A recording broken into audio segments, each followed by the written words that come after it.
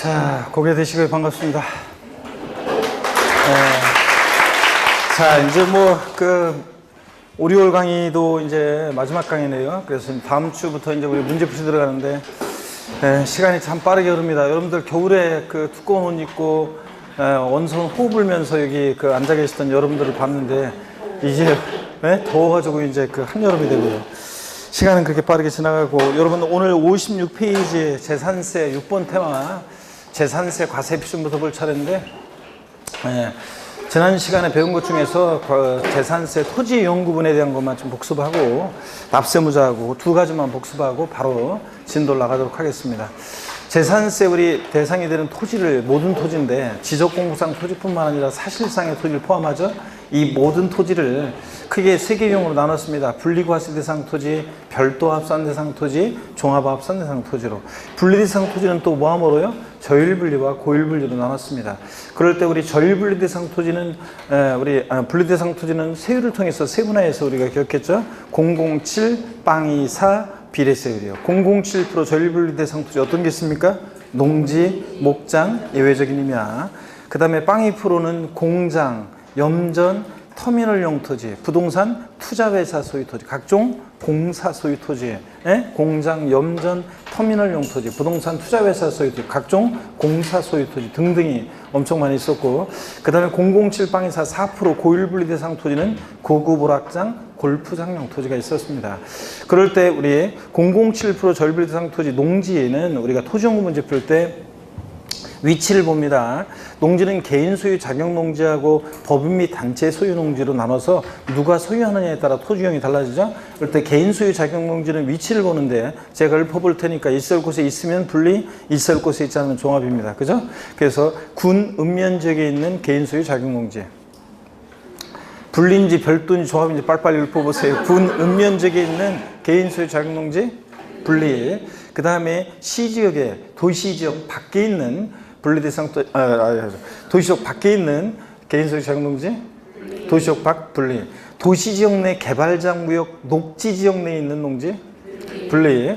시지역의 도시지역 내 개발장구역 녹지지역 이외 주거지역 상업지역 공업지역 내에 있는 농지 종합합산. 또 과세기준일 현재 경작에 사용하지 않고 있는 농지 종합, 농사 짓고 있으니까 뭐다? 종합합산. 법인 및 단체 소유 농지는 원칙 뭡니까? 종합합산. 근데 예외적으로 법에 열거된 것들만 법인 및 단체 소유 농지 종합 분리 대상이 되는데 머리글자를 따서 종, 농, 매, 사, 농. 종중이 소유하는 농지, 농업법인이 소유하는 농지, 매립한 척한 법인이 직접 경작하는 농지, 사회복지사업자가 자가 소비용에 사용하는 농지. 그래서 어떻게 해요? 종농, 매산농만 분리 대상이 되고 나머지 법인 및 단체 소유 농지는 다 뭐가 된다? 종합합산. 그 다음에 목장이요. 목장은 위치 면적을 다 따집니다. 또 읊어볼게요. 군 읍면적에 있고 기준면적 이내인 목장. 군 읍면적에 있고 기준면적 이내인 목장 분리. 있어야 할 곳에 있고 기준면적 이내니까. 그 다음에 시지역의 도시지역 밖에 있고 기준면적 이내인 목장. 자, 시지역의 도시지역 내 개발장구역 녹지지역 내에 있고 기준면적 이내인 목장 분리. 시지역의 도시지역 내 개발장구역 녹지지역을 제외한 주거지역 상업지역 공업지역 내에 있고 기준면적 이내인 목장 종합합산. 있어야 할 곳에 자니까 앞동네 어디로 돼 있든 뒷동네 기준면적을 초과한 목장 뭐가 된다? 종합합산. 그 다음에 임야는 원칙적으로 개인이나 법인이 소유하는 임야는 종합합산입니다. 여러분들 시골 임야 갖고 있으면 종합합산인데 예외적으로 분리 대상이 되는 법에 열거되어 있는 임야가 있습니다. 분리 대상이 되는 임야. 종중이 소유하는 임야는 뭐가 되고? 분리. 그 다음에 범나하고 무슨 지구 구역 내에 있는 공익목적 임야들 열거되어 있는 것들. 그래서 범나하고 지구 구역 내에 있는 임야들 쭉 있었죠? 그런 것들 분리 대상이 된다고 했습니다. 수도법에 따른 상수원 보호구역 내 임야 이런 것들, 공원자연법에 따른 공원자연 환경 지구 내에 있는 임야 이런 식으로 범나하고 지구 구역 내 임야가 뭐가 된다? 분리 대상이 됩니다. 그 다음에 또 이제 농지 목장 임야 다 받고 이제 빵이 프로 공장 위치 면적을 봅니다. 또 읊어볼게요. 공장이 군 읍면적에 있고 기준면적 이내입니다. 분리. 공장이 시지역의 도시지역 밖에 있고 기준면적 이내입니다. 분리. 공장이 시지역의 도시지역 내에 여기부터 작업해야죠. 산업단지, 공업지역 내에 있고 기준면적 이내일 때. 아이고 너무 앞서갔구나. 공장이 자, 시지역에 산업단지나 공업지역이면 있을 곳에 있잖아요. 그리고 규면적 이내니까 뭐예요? 분리. 공장이 시지역에 산업단지나 공업지역 이외, 주거지역, 상업지역에 있고 규면적 이내일 때, 이때 이제 일반 건축물의 부속 토지로 봐서 일반 건축물의 부속 토지로 보니까 규면적 이내일 때 뭐가 된다? 별도 합산 대상이 되는 거 주의하라고 했습니다. 그죠 여러분? 앞동네 뭐라고 돼 있든 뒷동네 기준면적으로 초과하는 공장 뭐가 된다? 종합합산.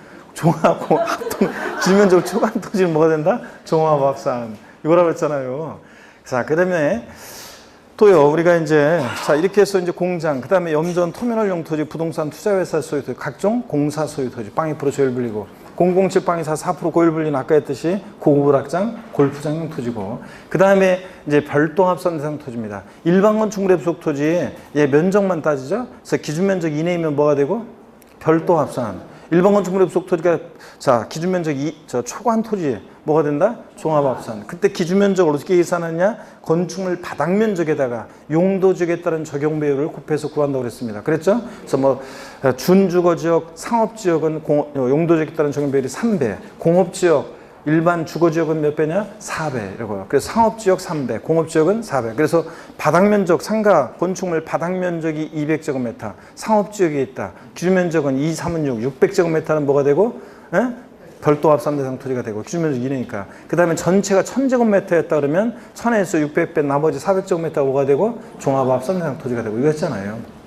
그 다음에 또 일반 건축물의 부속 토지로 의지하는 토지들 엄청 또 기본소문 몇 페이지 걸쳐 나오는데 어떤 것들이냐 되게 업종의 특성상 공지를 필요로 하는 업종들입니다. 그죠? 그래서 한번 제가 읊어보면 자동차 운전학원용 토지, 운수회사의 차고지, 그 다음에 유통단지 안에 유통시설용 토지, 레미콘 제조업용 토지, 물류단지 물류시설용 토지, 그 다음에 또 장사 등에 관한 법률에 따른 법인묘지용 토지, 그냥 지목이 묘진 토지는 비과세하는데 재산세를. 근데 법인묘지용 토지는 사업용 토지죠? 별도 합산 과세하고. 그 다음에 종묘, 그 시험하는 시험장용 토지, 견인된 차 보관용 토지, 박물관, 미술관, 동물원, 식물원 등의 야외 전시장용 토지, 또 방송국, 체육관 등의 부설 주차장용 토지, 뭐 이런 것들.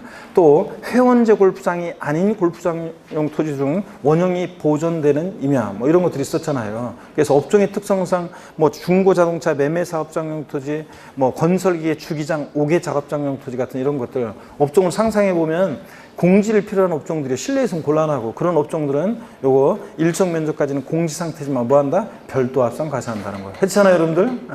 그 다음에 일반 건축물의 부속 토지인데도 이게 별도 합산이 아니라 종합 합산 대상이 되는 게 있는데, 건축법상 허가받지 않은 건축물의 부속 토지. 건축물은 나대지로 봐서 종합 합산. 또 꼭 기억하랬잖아요. 이거 시험에 여러 번 나왔는데, 사용 승인 받아야 되는데 사용 승인 받지 않고 사용 중인 건축물의 부속 토지. 이것도 뭐가 된다? 종합 합산. 그 다음에 건축물의 시가 편익이 부속 토지 시가 편익이 몇 프로?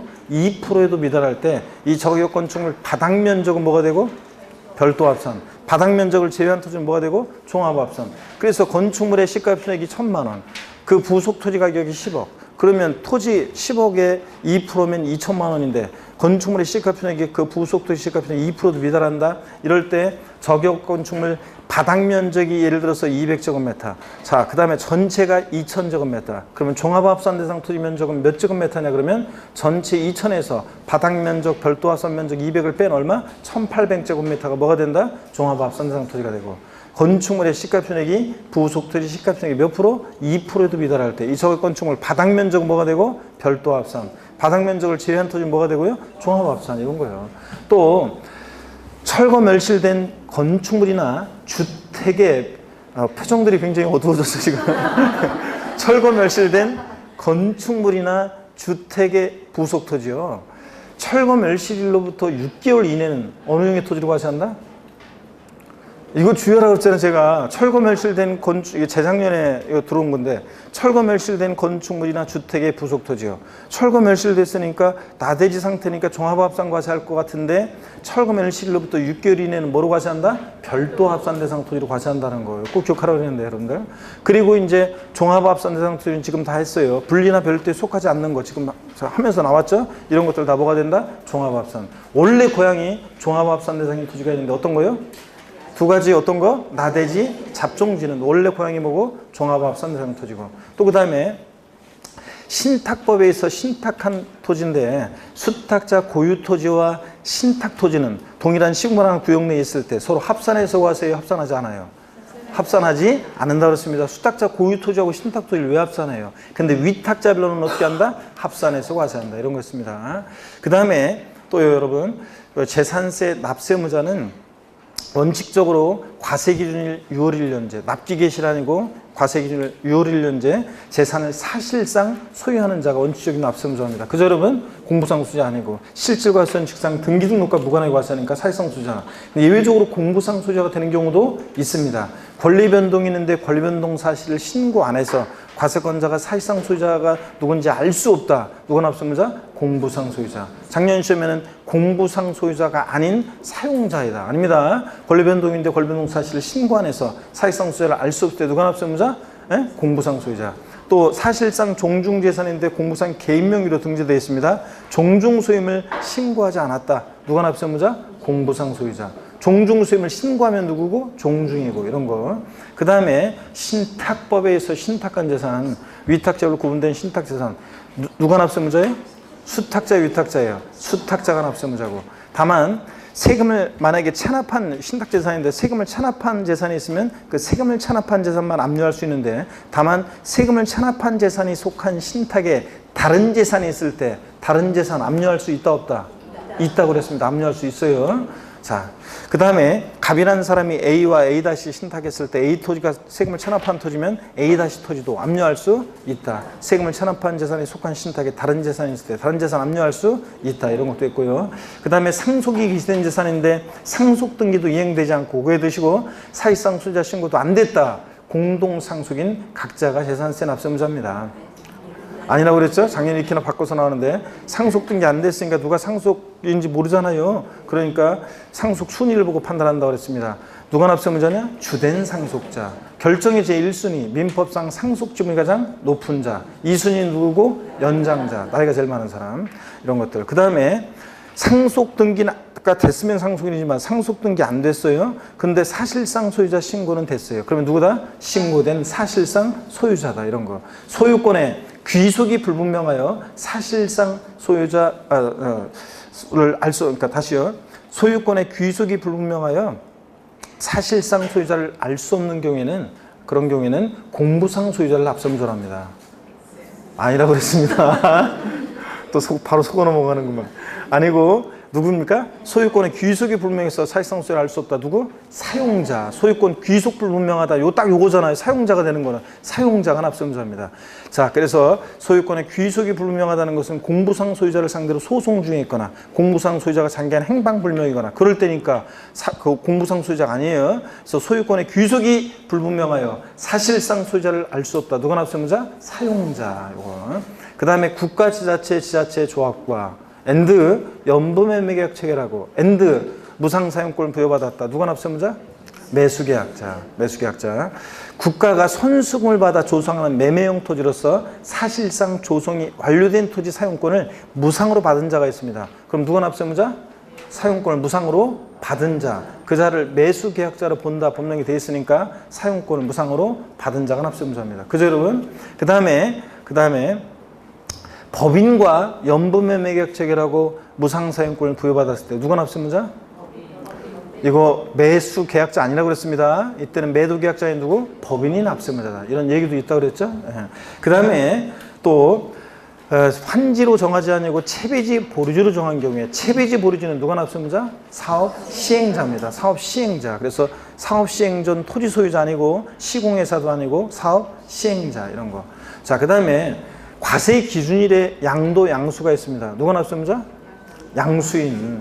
자, 6월 1일 날 오전 12시에 만나서 잔금 치렀다. 누가 납세의무자? 양수인. 그러니까 우리가 사는 사람 입장에서는 부동산을 사는 사람 입장에서는 재산세나 종부세 같은 보유세, 당해연도 보유세를 부담하지 않으려면 언제 잔금을 치러야 된다? 6월 1일은 안 돼요. 6월 1일 지나서 6월 2일부터 괜찮죠? 자, 이런 거 했습니다. 그 다음에 과세 기준일에 양도 양수가 있으면 누가 납세의무자? 양수인. 그러니까 6월 1일 날 치르면 안 된다니까. 6월 2일부터 괜찮다니까. 사는 사람 입장에서 재산세 종부세 부담하지 않으려면. 자, 그 다음에 또 뭡니다. 언제 배웠냐 이런 식인데 배웠다니까. 우리 지난번에. 자, 뭐 이런 거. 공유재산은 누가 납세의무자입니까? 공유재산. 갑집은 60%, 을집은 40%인 공유재산 누가 납세의무자? 예? 공유재산은 지분권자입니다. 공유재산 누가 납세의무자? 지분권자. 지분의 표시가 없으면 누구? 지분의 표시가 없으면 지분이 균등한 것으로 봐서 지분권자. 좌우지간 공유재산에 대한 재산세 납세의무자는 공유자 중에서 지분이 가장 큰 자로 한다. 지분의 표시가 없을 때는 지자체 장이 지정하는 사람으로 한다. 아닙니다. 지분권자. 아셨죠? 이런 것들 우리가 지난 시간에 공부했고, 한 가지만 더요. 주택의 건물과 토지 소유자가 달라요. 그러면 주택의 건물과 토지 소유자가 다를 때 그 주택에 대한 재산세 산출세액이요. 누가 납세의무자가 되느냐? 주택의 건물과 토지 면적별로 나눠서 그 소유자를 납세의무자로 합니다. 아닙니까? 누굽니까 그러면? 자, 소유자는 맞긴 맞는데 면적 비율로 나누는 게 아니라 보다 시가 표준 비율로, 건물과 토지 시가 표준 비율로 나눠서 그 소유자를 납세의무자로 한다. 이런 거 배웠죠, 여러분들? 자, 오늘 56페이지 여러분 6번 테마 보도록 하겠습니다. 장마가 이제 또 밑으로 내려간 것 같아요. 오늘 아침에 보니까 카페 보니까 글 보니까 그 밑에 지방에 그 사시는 전라북도 익산 쪽에 사시는 분이 글 올렸는데 억수로 비가 내려가지고 막 그 도로가 유실되고 막 침수되고 막 그랬다고 하더라고요, 거기는. 예, 그래서 막 엄청 비가 왔다고 그러는데 여기는 뭐 막습니다. 자, 56페이지 여러분 06번 테마 별표 3개 합니다. 재산세 과세 표준에 대한 거. 또 57페이지 07번 테마 있죠? 별표 3개 합니다. 그래서 재산세에서 과세 표준과 세율은 항상 출제 1순위죠. 그래서 항상 잘 주의하셔야 됩니다. 먼저 06번 테마 보니까 재산세 과세 표준은 재산가액이에요. 우리가 취득세 과세 표준은 취득가격이었잖아요. 재산세 과세 표준은 재산가액인데 거기 제목에 보니까 땡땡. 개인 법인 소유, 개인 법인 구별 없이 항상 시가 표준액 걸 기준은, 이게 무슨 얘기냐? 이거 알고 있는데 시험에서 여러 번 물어봤다고 그랬죠? 재산세는 보통 징수하니까 지자체 장이 과표를 결정합니다. 재산가액을.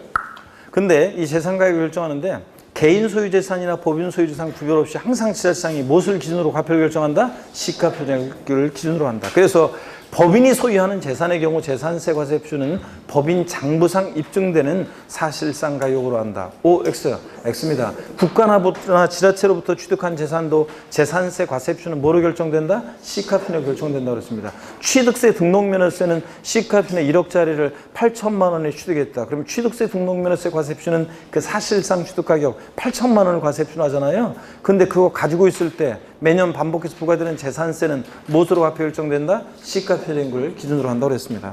자, 그 다음에 먼저 1번 봅니다. 토지 건축물 주택에 대한 재산세 과세 표준은 과세 기준을 현재 시가 표준액을 기준으로 하는데, 다만 이 시가 표준액이 바로 과세 표준되는 것이 아니라 이 시가 표준액에다 뭘 곱한다?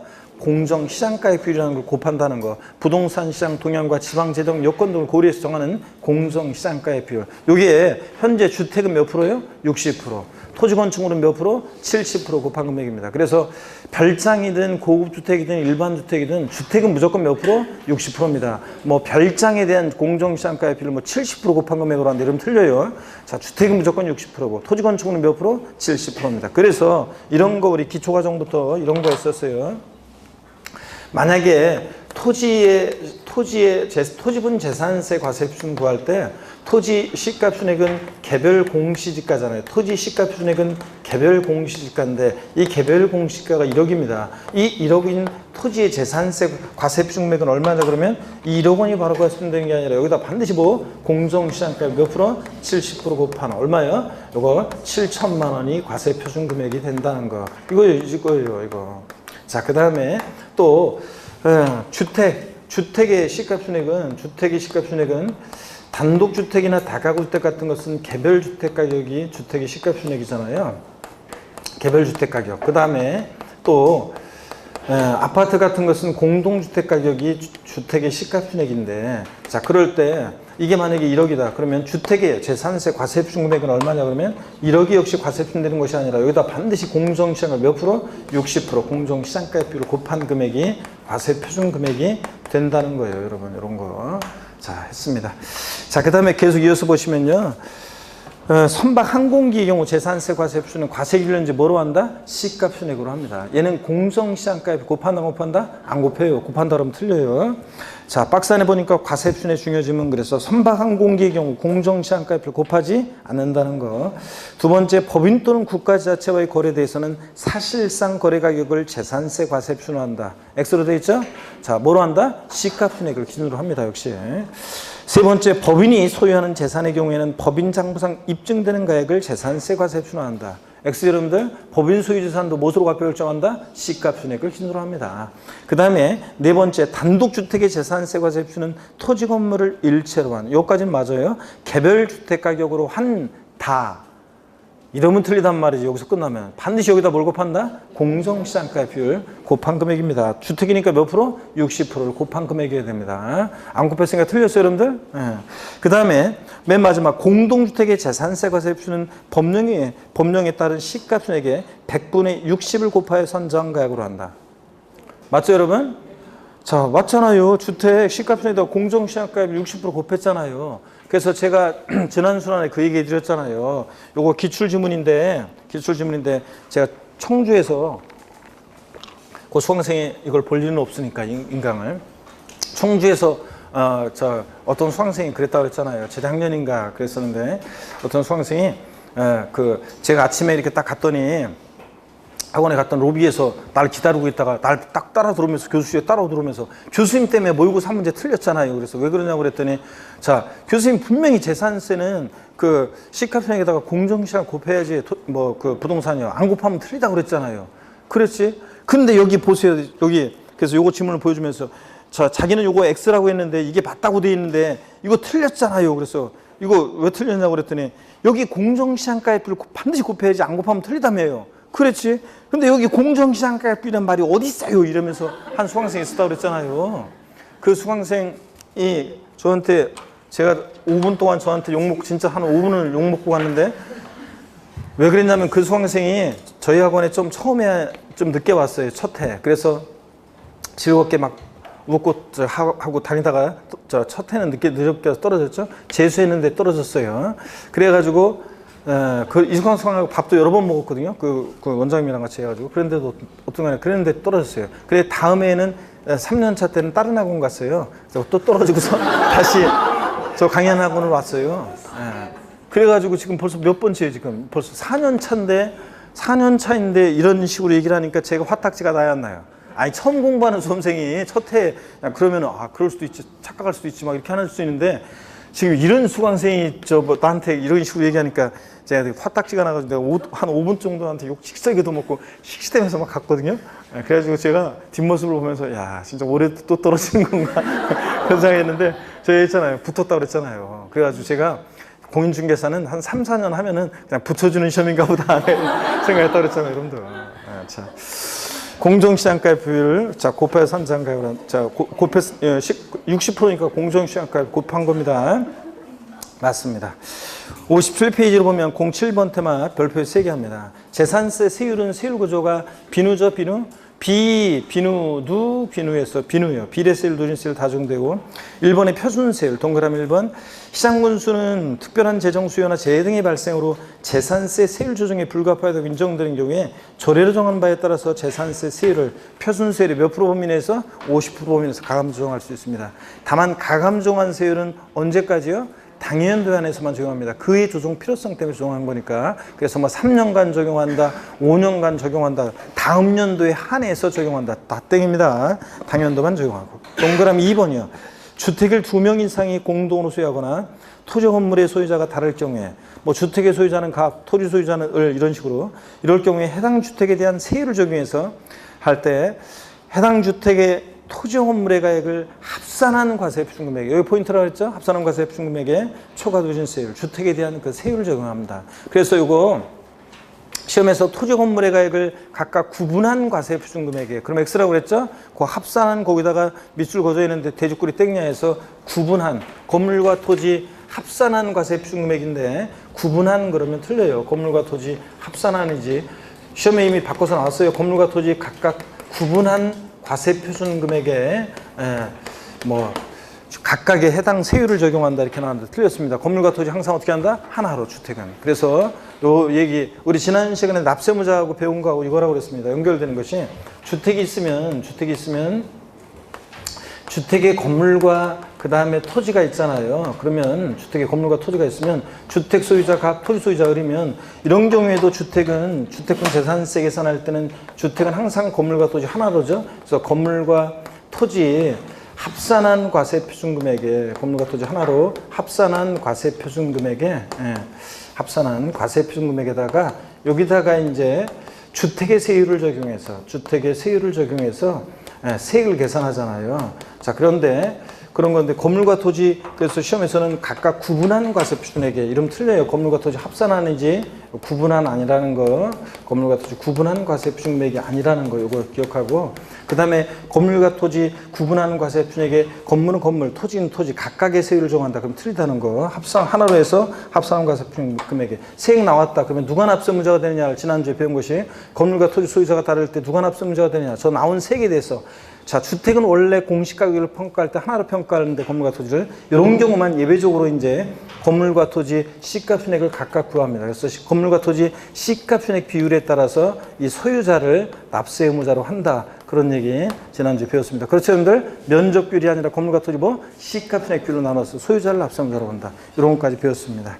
자, 그 다음에 거기 표를 보시면 외우셔야 되는데 재산세는 세율이 대상 종류에 따라 달라지는데 토지의 경우에는 또 역시 비례세율 대상이냐 누진세율 대상이냐 이거부터 먼저 구별해야 됩니다. 그래서 우리가 재산세는 얘가 비례세율 대상인지 누진세율 대상인지를 구별해야 되는데 먼저 토지의 경우 봅니다. 예전 시험에 다음 중 과세표준 금액이 커짐에 따라 세율이 누진적으로 증가하는 토지는 물어봤어요. 그래가지고 분리대상 토지에 해당하는 거 쫙 깔아놓고 건축법상 허가받지 아니한 건축물의 부속토지 여기에 정답이었는데 건축법상 허가받지 아니한 건축물의 부속토지면 토지용이 뭐예요? 종합합산. 건축물 나대지로 봐서 종합합산이니까 세율 구조는 어떻게 되어 있냐? 누진세 구조로 되어 있습니다. 과표 커지면서 세율이 높아지잖아요. 그죠, 여러분들?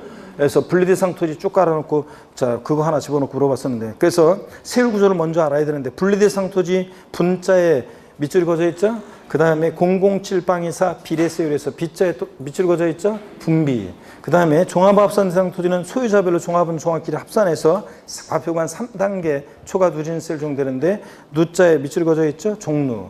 그 다음에 별도 합산 대상 토지는 자 별자에 밑줄이 그어져 있죠? 예, 소유자별로 별도는 별도끼리 합산해서 3단계 초과 누진세를 적용합니다. 누자에 밑줄이 그어져 있죠? 별루고요. 자, 그래서 어떻게 외웠냐? 세율구조 토지에 분비는 종루에 갔더니 별루였더라. 분비, 종루, 별루요. 다 같이 해보려고 분비, 자, 어떻게 외운다? 분비는 종루에 갔더니 별루였더라. 이렇게 해서 우리가 외웠습니다. 세율 구조를. 그래서 비례세율 대상인 거 골라라, 누진세율 대상인 거 골라라, 이런 거. 자, 그럴 때 분리대상 토지는 007-24 비례세율. 007% 어떤 게 있다고 그랬습니까? 농지. 우리 007% 저율비상 토지. 자, 지난주에 다 우리 공부했잖아요. 007% 저율비상 토지는 어떤 게 있냐 그러면 분리대상 토지. 007% 저율비상 토지 어떤 게 있어요? 농지, 목장, 그 다음에 예외적인 임야요. 그 다음에 빵2% 저율비상 토지는 어떤 게 있냐? 빵2% 그러면 공장, 그 다음에 염전, 그 다음에 터미널용 토지, 부동산 투자회사 소유 토지, 각종 공사 소유 토지, 한국토지주택공사, 수상공사, 지역난방공사, 갓산종공사, 무슨 공항공사 등등등 엄청 많이 있었잖아요. 007-24 4% 고율분리대상 토지는 어떤 게 있냐? 고급 오락장용 토지, 그 다음에 골프장용 토지 같은 게 있었고요. 4% 사실상산 니네들 한번 주고봐라 4%잖아요. 그래서 007-24 비례세율이에요. 이렇게 외웠잖아요. 우리가 분비는 종루에 갔더니 별로에 따라서 분리대상 토지는 세율을 따라서 세분화해서 어떻게 외웠냐? 007-24 비례세율 이렇게 외웠습니다. 그래서 여러분들 자, 그 다음에 안 외우면 못 빼기요. 이거 계속 물어볼 건데 나중에 문제풀이 할 때 그렇고. 자, 종합합산, 별도합산, 종류별로 소유자별로 합산해서 3단계 총원수율입니다. 그 다음에 2번 건축물은 건자의 동그라미고 일반 건축물 0.25% 비례세율 B자의 동그라미고 건비죠? 건축물은 비례세율 구조로만 되어 있습니다. 건비. 누진세율이 적용되지 않습니다. 시험에서 일반 상가 건축물의 재산세 표준세율은 1,000분의 2부터 1,000분의 5까지 3단계 초과 누진세를 적용한다. O, X. X입니다. 자, 그래서 건축물은 뭐다? 건비. 비례세율 구조로만 되어 있고요. 일반 건축물 0.25% 비례세율입니다. 0.25%. 시지역의 주거지역이라든가 또 지방자치단체가 조례로 정하는 지역 내에 있는 공장용 건축물은요, 요거 0.5% 세율이 적용됩니다. 표준세율이 몇 배요? 2배로 해서 0.25%에 2배로 해서 0.5% 세율이 적용되는데, 얘는 도시형 공장을 포함해서 도시형 내 꼭 필요한 도시형 공장도 주거지역이 있으면 안 되니까 도시형 공장 포함해서 전속기간 동안 나갈 때까지 계속 자 0.5%의 고율의 세율이 적용된다고 그랬습니다. 어떤 거냐면 이런 거라고 그랬어요, 여러분들. 자, 보세요. 우리가 시지역에 좀 깊은 내용이 좀 한번 보세요. 시지역에 특별시, 광역시, 시지역 또는 지방자치단체가 조례를 정하는 지역 내에요. 원래 여기 공장이 시 외곽 지역에 있었어요. 자, 그런데 처음엔 집들도 없었고 주변에. 근데 나중에 여기에 집들이 막 들어서 가지고 여기가 주거 지역으로 편입이 됩니다. 그러면 자, 시 지역에 주거 지역 내 공장이 있으면 안 되잖아요. 그래서 먼저 공장이 있었다 이제 할지라도. 그래서 이 공장 이거 도시 지역 내 꼭 필요한 도시형 공장이라 할지라도 주거 지역은 안 된다. 주거 지역은. 그래서 도시형 공장도 포함해서 고율의 세율이 정됩니다. 아무래도 그래도 도시형은 있으면 안 되겠다. 그래서 도시형 공장 포함해서 0.5% 세율이 정됩니다. 시지역의 주거지역 내 공장 또는 시지역의 지자체가 조례로 정하는 지역 내에 있는 공장은 이렇게 0.5%입니다.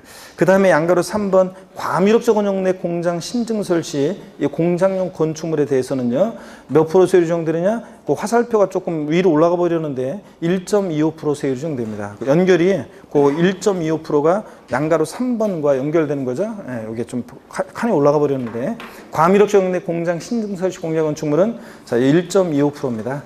표준세율 0.25%의 5배, 그래서 1.25%고.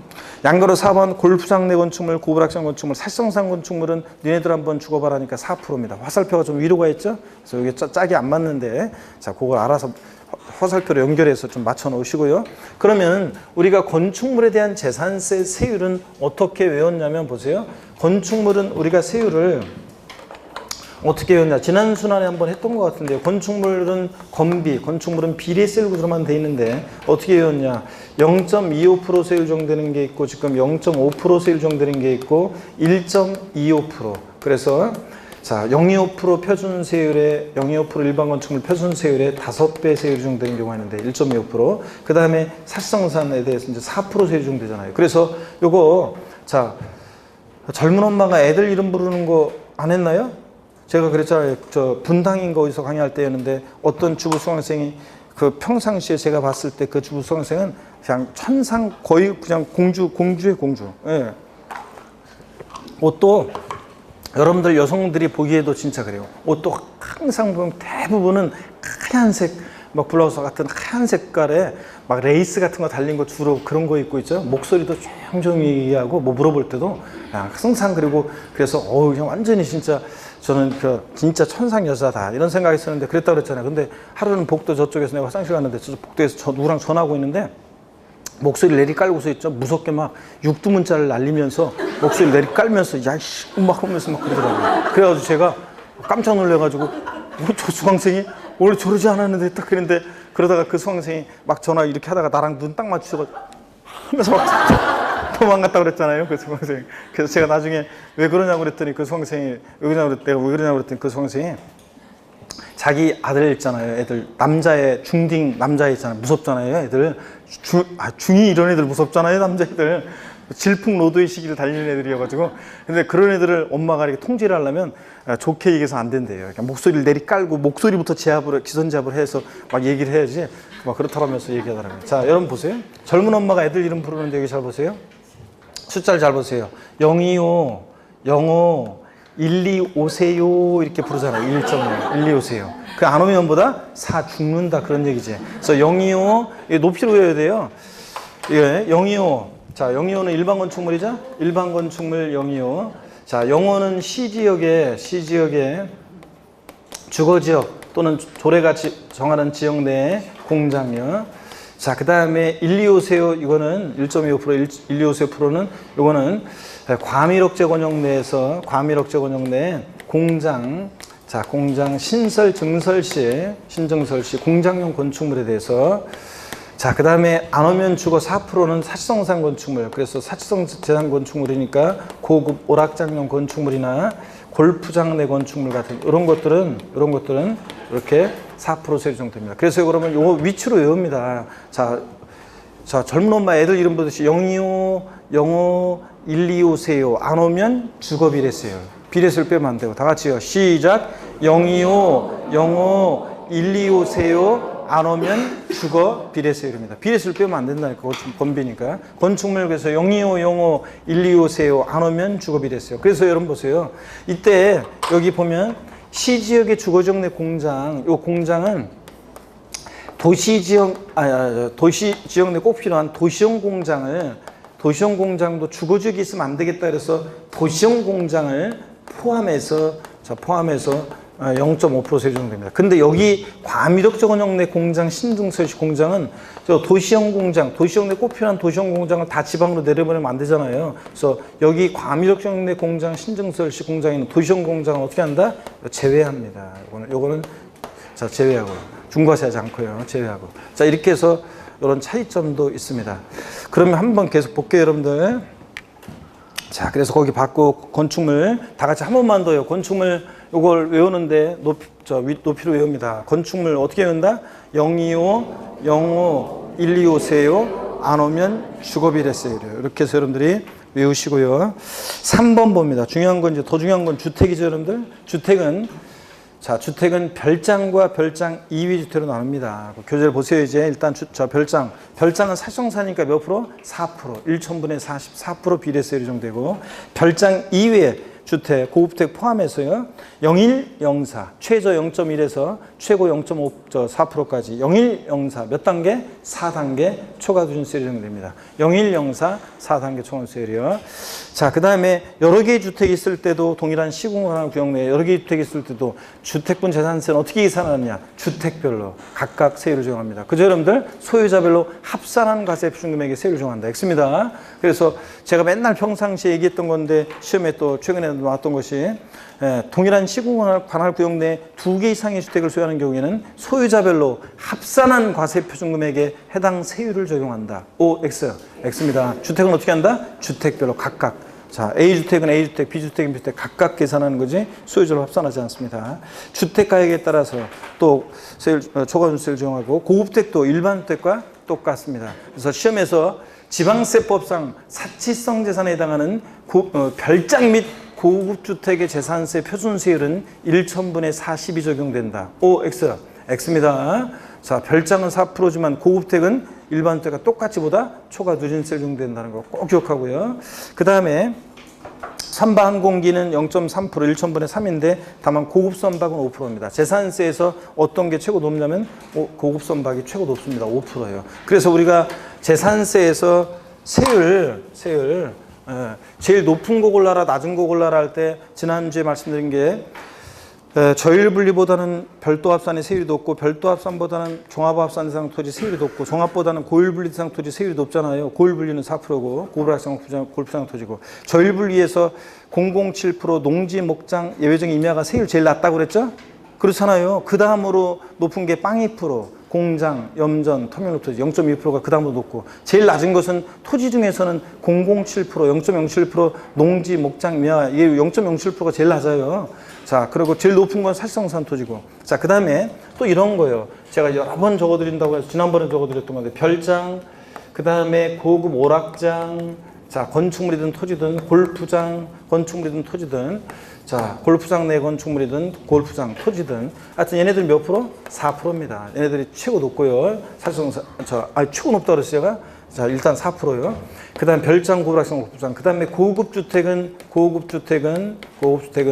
일반 주택과 똑같이 0104 4단계 초과 누진세율 적용되고 그 다음에 고급 선박이 재산세에서는 최고 세율이 높습니다. 자, 몇 프로요? 5%요. 자, 이렇게 해서 이거 알고 있는지 시험에서 여러 번 물어봤다고 그랬잖아요. 이것만 알고 있으면 풀 수 있는 문제.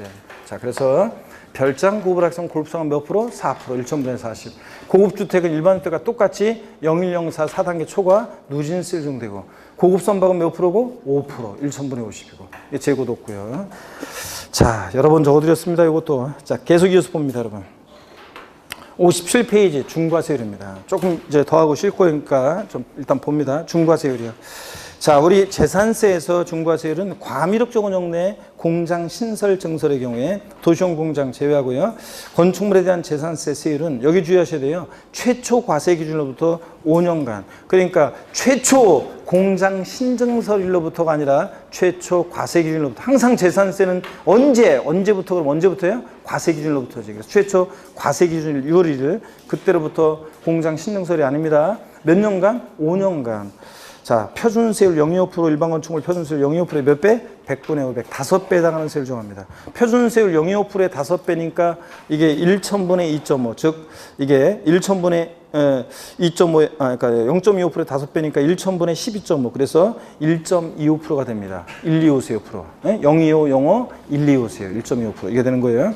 취득세는 한 번 취득할 때 딱 중과세 끝내는데, 보유세인 재산세는 한 번 중과세 끝나는 게 아니라 최초 과세 기준으로부터 몇 년간? 5년간 중과세합니다.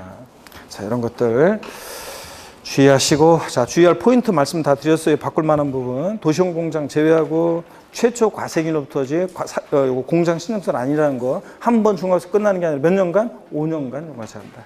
자, 넘어갑니다. 58페이지 넘어가시니까 3번에 재산세 도시지역분 나오는데요. 이건 어떤 건지를 일단 설명을 좀 듣고 그 다음에 교재를 또 보셔야 되겠습니다, 여러분. 이따가 단원별 모의고사 보시는 분들은, 오후에 보시는 분들은 요것도 재산세 도시지역분에 대한 거 한 번도 출제는 안 됐어요. 그래서 여태까지. 그래서 시험에서 중요하진 않은데 그래도 문제 하나 만들었으니까 그 문제 또 이따가 이제 풀어보시면 되고요. 그 다음에 자, 나머지 분들 잘 한번 보겠습니다. 그러면 이쪽을 지울게요. 여기는 지우고 한번 보겠습니다.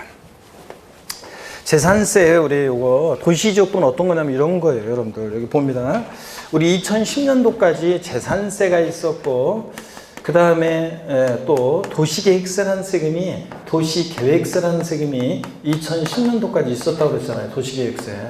그런데 도시계획사 분리에서 부과했던 세금이에요. 그런데 여기 이제 재산세로 2010년도부터 통합이 됐어요. 그래서 통합이 됐는데 종전에 이렇게 종전의 도시계획세가 재산세랑 통합되면서 여기에 이제 재산세 도시지역분 이렇게 들어온 거예요. 재산세 도시지역분 이렇게 들어온 건데, 자, 그러면요, 요 도시계획세라는 세금은 금방 말씀드렸다시피 도시계획사업을 위해서 부과하는 세금이니까 도시지역 바깥에서 거두면 안 되잖아요. 그러니까 도시지역 내 이게 포인트예요. 도시지역 바깥에서는 안 되고 도시지역 내에 있는 토지, 그 다음에 건축물, 그 다음에 주택의 소유자에게 부과하는 세금입니다. 도시지역 내에 있는 토지, 건축물, 주택에 대해서 부과되는 세금이고, 자, 그럴 때 우리가 이제 여러분들 도시지역이잖아요. 여기 광명시는 도시지역 내 여러분이 토지나 건축물, 주택을 소유하게 되면은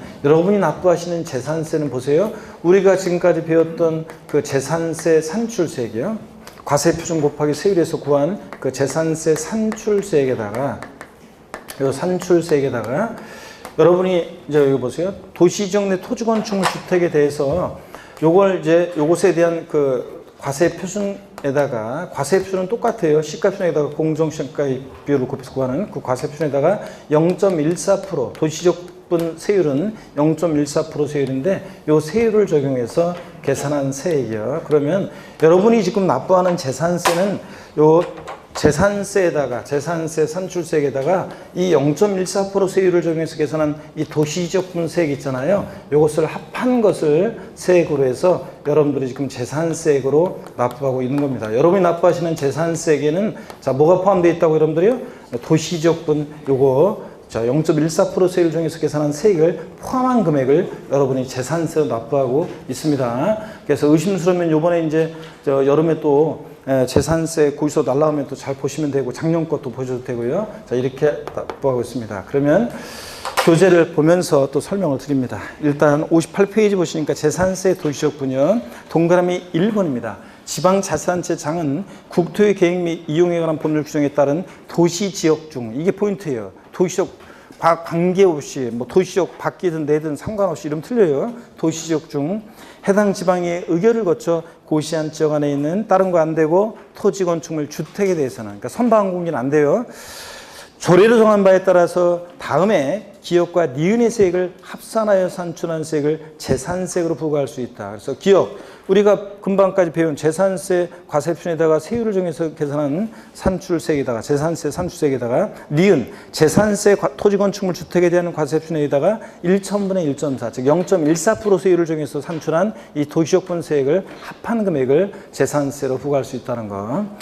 동그라미 2번입니다. 지방자치단체장은 해당 연도분의 위 니은의 세율을 0.14% 이 니은의 세율을 조례로 정한 바에 따라서 1,000분의 2.3, 즉 0.23%를 초과하지 아니한 범위 내에서 다르게 정할 수 있다. 여기를 보세요, 여러분들.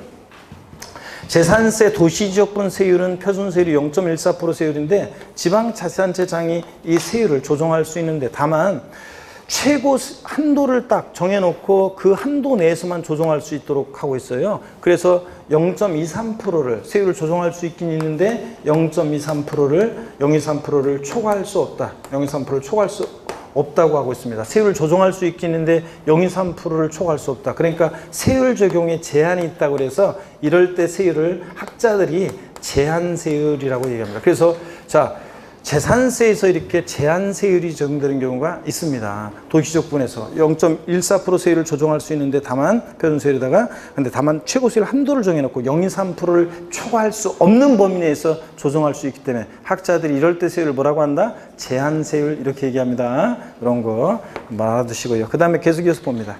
동그라미 3번입니다.